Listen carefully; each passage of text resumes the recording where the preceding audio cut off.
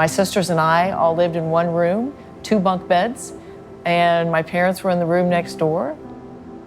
Through however many years Dad's been in public office and in the public eye, you know, there's always been that love. He is so able to show us how much he loves us. It was what we knew.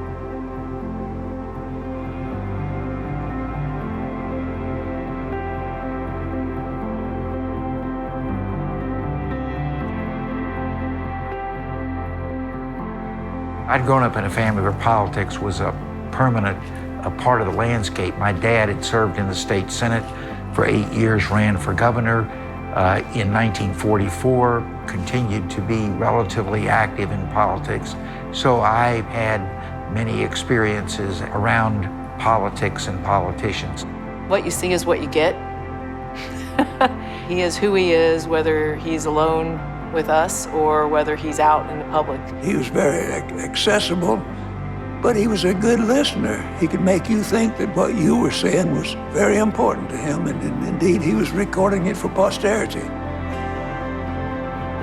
I learned that if you wanted to be an agent of change, that you could do so as governor more than any other position within state government. I describe governor as being quarterback. You've got the ball in your hand, you've got to make decisions, you can't procrastinate, and you'll see the result. If you made a good decision, you've scored a touchdown. If you've made a bad decision, you've got 300-pound guys laying on top of you, and you'll experience both of those as quarterback and as governor.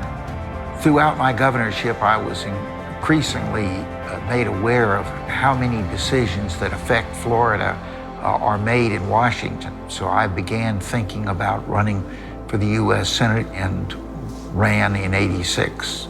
Fortunate enough to be able to serve 18 years representing the people of Florida in the U.S. Senate. I would say his greatest strength was, first of all, his intelligence and the integrity that he brought to questions. You know, he wanted to know everything about something, and he would always ask you the question that you didn't know the answer to when you went in to brief him.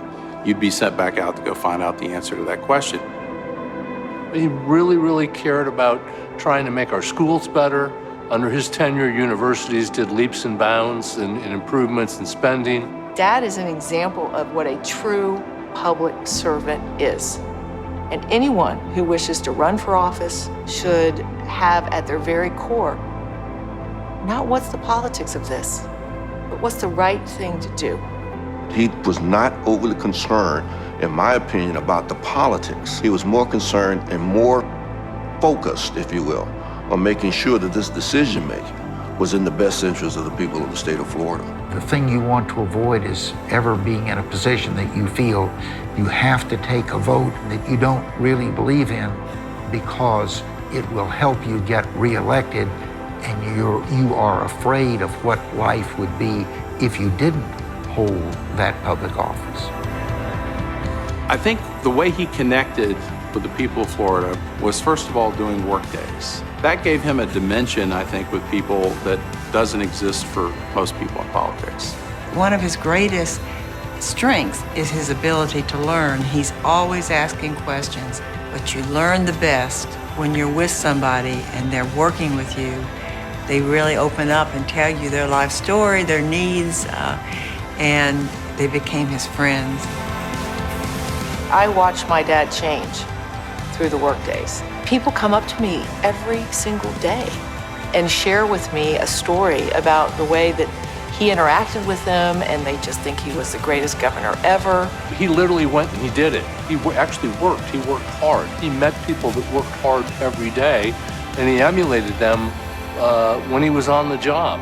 I think the key to doing work days as a successful learning experience is, one, you've got to actually do it. It's not a matter of showing up at 8 o'clock and having your picture taken and shake hands and then leave.